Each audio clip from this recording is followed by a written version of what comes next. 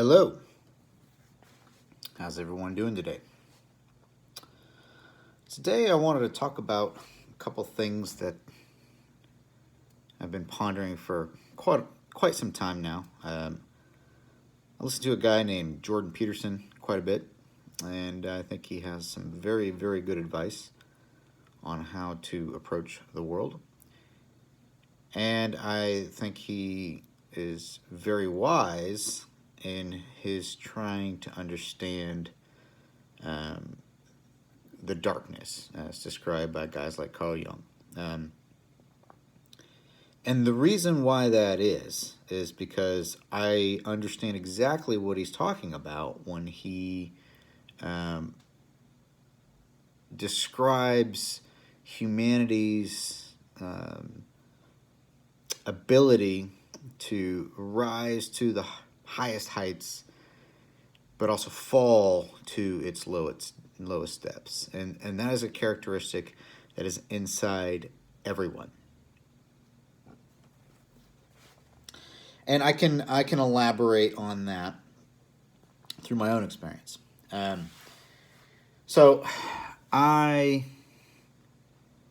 He mentions a book, and I've read this book. I happen to have already read the book before he mentioned, or he got popular and he started mentioning it. But I too have been curious about what transforms a normal human being into somebody who is capable of committing, say, a genocide or an atrocity. I think I really, really came to this realization once I started to study the My Lai massacre. And I was required to study it in my studies in the military, basically as a case study on leadership and how much effect leadership has. But I studied it further in order to understand how, for all intents and purposes, the unit that participated in the My Lai massacre, they were better trained than most units that went to Vietnam because they got to deploy as an actual battalion. They trained in Hawaii for months. They all knew each other. They weren't in any particularly heavy combat. They had taken some casualties, but in just 2 months prior to the massacre occurring, most of those soldiers were pulling like guard duty in close proximity to the Vietnamese people, and they were giving candy out to kids on a daily basis. It was just they were normal American boys. And on the day of My Lai, there was just this perfect storm of just bad things that happened: bad leadership, bad intel, fog of war, just terrible dynamics, and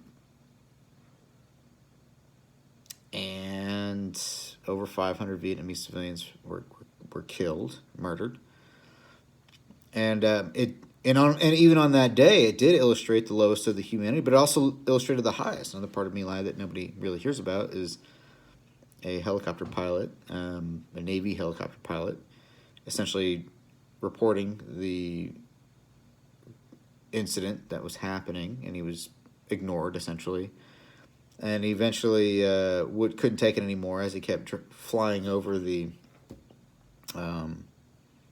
massacre site, My Lai, the village, put himself between one of the platoons that was chasing a group of Vietnamese civilians and the civilians, and he told his door gunner, if they fire at those people or they fire at you, open up on the Americans. And that guy was a hero. Now his heroics were swept under the rug because nobody wanted anything to do with that. Well, this is further illustrated in a book that I started to mention, but I never got to it because I got bogged down on My Lai. It's called Ordinary Men, and it basically catalogs a German police battalion prior to, or at the very beginning of the war, all the way through their occupation of Poland. And this police battalion was essentially comprised of men who could not serve in the regular German army for whatever reason, or they were too old, or most of them. I mean, the average age is much older than the normal German army.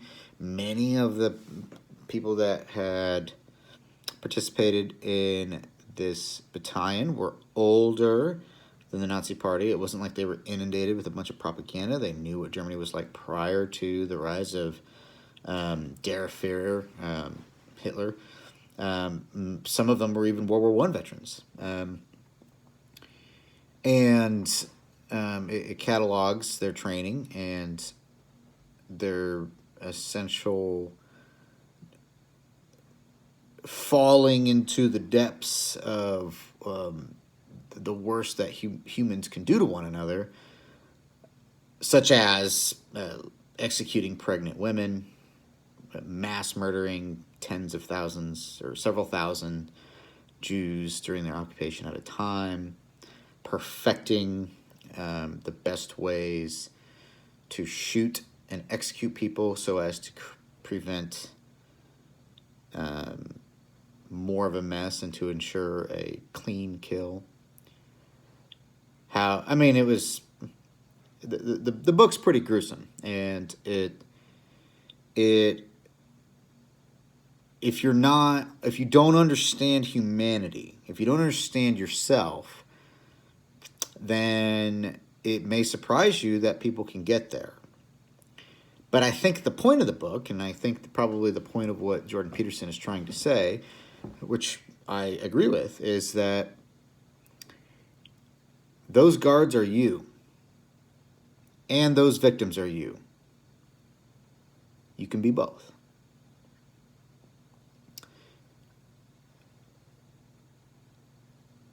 There are hundreds or thousands of small decisions, and there are hundreds or thousands of tiny incidents where you give up ground in your life. And you may not even notice that you're doing it, like when it comes to compromising your morals or your principles or your ethics. And over this time, it gets chipped away over time. And you've got these huge forces surrounding you, your obligations to your family, your obligations to your country, your obligations to your children, your obligations to yourself. They all are playing an influence. The obligations to your fellow soldiers. I mean, most of those guys in that book that stuck with it, they were given an opportunity to walk away before the first massacre occurred. And all but one, I think, ultimately did it because they didn't want to leave their buddy behind. That loyalty that soldiers have to each other in combat, well, that can be a double-edged sword sometimes. Because now they all have to be complicit. They feel bad for not being complicit.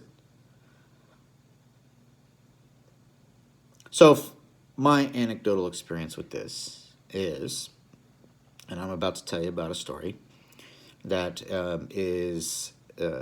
it's pretty gruesome. And I'm going to be completely honest. It was a bad time in Iraq. The people we were fighting at that time, that I was fighting, in my particular area, I was in Ramadi. And we were dealing with Al-Qaeda in Iraq when they were the big insurgent group, big terrorist group in that country. Ramadi was the capital of Al-Qaeda in Iraq.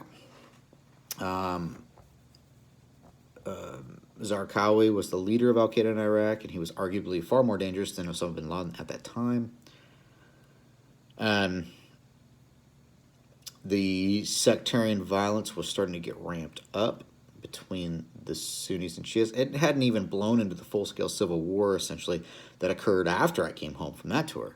But we hadn't even seen the height of the civil war when I was there on that one.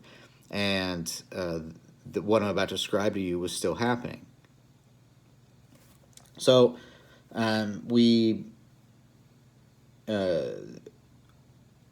they would leave examples. We have found torture houses where there was either decaying or dead bodies inside the houses, or evidence that serious torture had happened. at these locations, smears of blood, drills, just uh, and your imagination probably wouldn't cover it. We would do patrols along the river, the Euphrates River, to try and interdict weapons movement, because they would move, and they had like the Euphrates River is a big river, and they moved a lot of supplies and stuff through the reeds and stuff that were on the border of the river. They had caches and stuff there, but they would leave bodies there, bodies of people that were either considered collaborators with the Americans, or who refused to. The Al Qaeda would come in, and much like ISIS, they would take over these homes. They would, and if you refused, because they would consider themselves not only the moral but the legal authority, because that's how Sharia law works. It's legal and moral and religious authority. It's everything. And if you have any objections to it, and this person is, say, a sheikh, whatever hierarchy there, you're under their hierarchy, and you refuse it, then you're either made an example of, or one of the reasons why the Sunnis and Ramadi turned in 06-07 was because of this treatment. Well, they were doing this while we were there. The center of the city was overrun with Al Qaeda. We could only go in there and control for hours at a time, and then we had to go back to our fob. We weren't living in the cities at the time. So every time we left, this happened. These people were just under complete and total oppression and suppression. And they would leave these mutilated bodies in places where they knew we would find them. And the message was clear. The message was, one, don't talk to the Americans, because this is what will happen. Two, they were sending a message to us that we couldn't protect these people. And it was particularly pronounced on one occasion when a lot of Shia, there's a highway called Highway 10, we call it Route Michigan, but it goes from Baghdad and it goes all the way to Syria. And remember, this is the time, Syria was actually a very cosmopolitan country before the Civil War happened. It was fairly moderate, fairly secular, and lots of people in the Middle East would go to Syria for vacation, or they had family there, or just a number of things. But in order to go, most of these people would ride on a bus or Haji bus or something like that, all the way to Syria, and they had to go right through Fallujah, right through Ramadi, and the Shia and the Sunnis. There are specific names that are generally Shia, and there are specific names that are generally Sunni. And there's a lot of crossover. There's mostly crossover. But what would happen is on this day, at a location where that highway paralleled the Euphrates River, a bus was stopped, and a family was in this bus. And here's what's sad. We found out later, this family wasn't even Shia. They had a Shia name, according to... we presume that they were killed because they had a Shia name. But there was no other reason. That's the only reason. Because the Sunni Arabs were supposed to be... They were the ones that were feeling disenfranchised. And Al-Qaeda is a Sunni Arab extremist group. And the last name of the people that were... or the name of the family was Ali. Well, Ali is a Shia name. But they weren't Shia, we found out. They were Sunni. But these people didn't care. But here's what they did. They took this family over to the river's edge, and they drowned the children. Now, this is all... We found this. We didn't...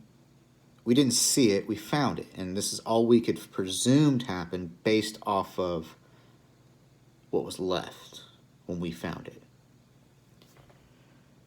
But they drowned the children. They drowned the children with the adults still being alive, because it looked very much like there was a sequential order in how they did this. And then after they drowned the children, they took the women and they raped them. And then they strangled them in front of their husbands. So they just killed their kids. And then after they kill the kids, they take the mothers and the sisters and the daughters and they rape them. And then they strangle them. They used some rope or something to strangle them. As the fathers and the husbands watched. And then they cut the heads off the men and put them on their chests and left them there. And that's what we found. Now, that's evil.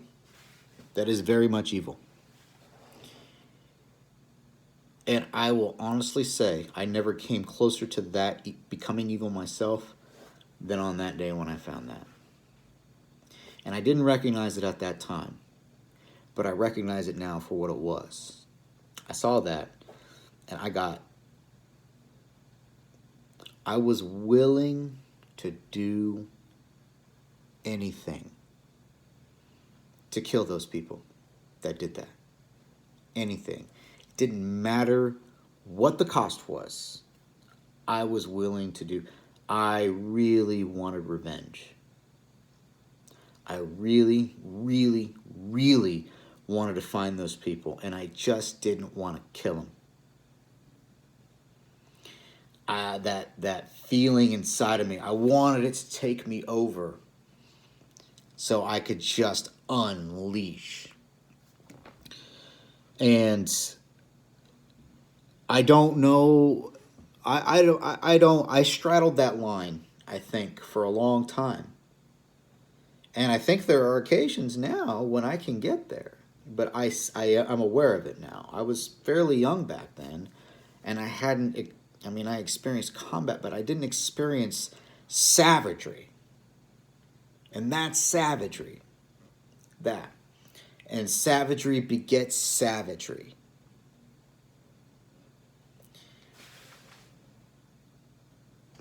Now, I would venture to guess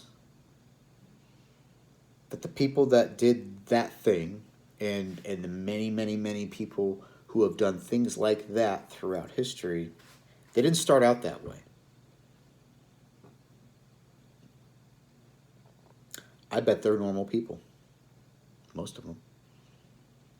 Statistically, they can't all be sociopaths or psychopaths. It's just not possible.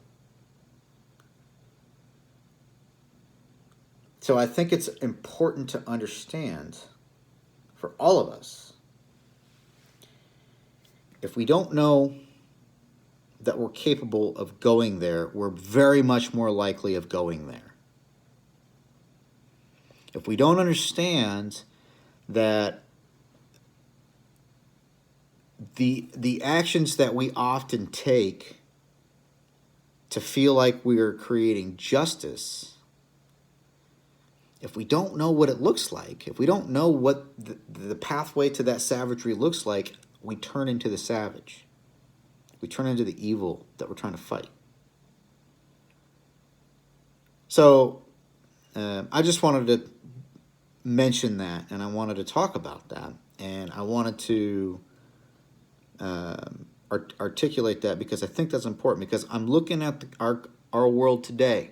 I'm looking in our country today. I'm looking at the rhetoric that's being thrown around today, and it scares me.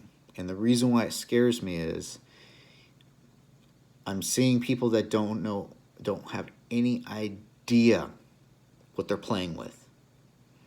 They have no idea what they're playing with. They have no idea that they are potentially very likely on that road to going into the darkness, and they're wrapping themselves in self-righteousness. And that's a scary fucking combination. So, if you have anything to add, please do. I just want to talk about that a little bit today. I know it's a pretty dark topic. It's, I'm at 20 minutes already on this video. But I think we need to address this, and I think guys like me, us veterans, or people who have experienced and seen this for what it is, we need to stop being quiet about this. And we need to start reeling in some of these other people that are talking and probably very much have the motivations to do some things that are not good for anybody. So, anyways, comment. Give me feedback. If I'm totally wrong, let me know. Just let me know what you're thinking. But I'll leave this up. I'll put it on my Facebook page, Battleline Warrior, and this will be on YouTube, Major League Minutemen. But have a good day. I'll talk to you guys later.